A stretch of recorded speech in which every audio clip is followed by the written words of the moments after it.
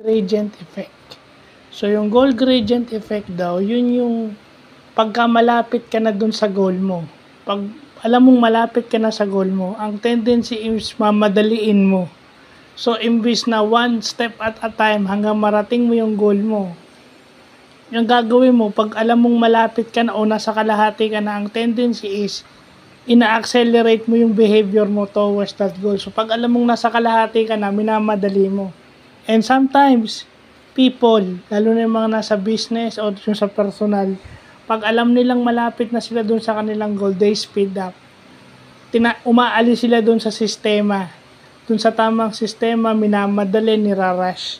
So, yun yung goal gradient effect na mabuti nang natututunan natin sa marketing. Kasi pag malapit mo nang mapa-oo yung customer, o malapit mo na siyang makumbinse na mag-avail ng product o mag-avail ng services mo, ang tendency ina-accelerate mo, kinukulit mo ngayon. Kaya imbis na bumili, wala na. 'Di ba? Kasi kailangan may oras sila, wag ka nang umasa diyan kasi as they evaluate, pag alam nilang wala silang yun, tendency is ito-turn down na nila yung offer mo after deep thinking. So, dapat hindi mo sila minamadali. So, goal gradient effect ang tawag dyan. No, kahit saan naman meron tayong goal gradient effect. So, yun lang po.